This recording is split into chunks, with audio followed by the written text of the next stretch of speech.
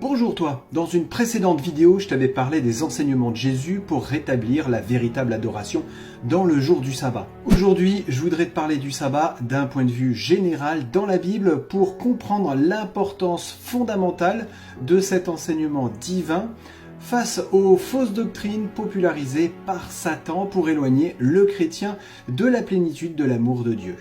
Le sabbat, Shabbat en hébreu, veut dire littéralement cessation ou abstention. C'est de ce mot qu'est tiré le verbe utilisé pour définir la fin de l'activité créatrice de Dieu à la création lorsqu'il est écrit qu'il se reposa. Littéralement, il s'arrêta de son activité créatrice le 7e jour. C'est ce jour-là à la création que Dieu institua un jour mis à part pour lui comme monument de la création.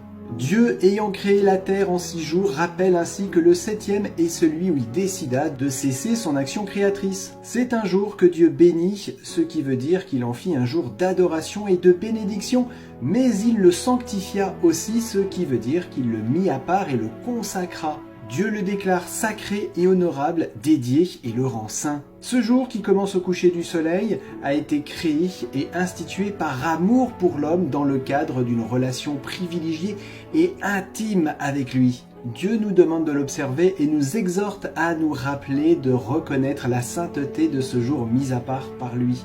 D'ailleurs, pour montrer que ce jour lui était particulier et que de son observance en découlait des bénédictions, un miracle particulier se produisit chaque sabbat pour le peuple hébreu dans le désert, la manne qui pourrissait au bout d'une journée et qui se trouvait miraculeusement conservée le jour du sabbat, montrant ainsi par là la grâce et la miséricorde divine pour son peuple qui ne devait s'inquiéter de rien, Dieu survenant à ses besoins. C'est donc un jour où Dieu prend particulièrement soin de ceux qui lui sont fidèles en ce jour pour satisfaire leurs besoins naturels, mais aussi leurs besoins spirituels, car ce jour-là, les pains sacrés du sanctuaire étaient consommés par les sacrificateurs, comme prémisse d'une nourriture spirituelle renouvelée chaque semaine, le sabbat, par Jésus qui est le pain de vie.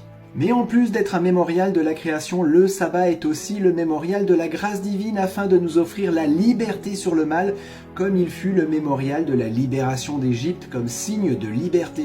Car c'est par la grâce que Dieu a libéré son peuple de la servitude de l'Égypte comme prémisse de la grâce divine, de la libération du péché par le sacrifice de Jésus, accepté par la foi. Le sabbat représente aussi un signe de notre adoration envers notre Créateur, de la bonté de celui-ci envers ses enfants et de son pouvoir divin pour les sanctifier.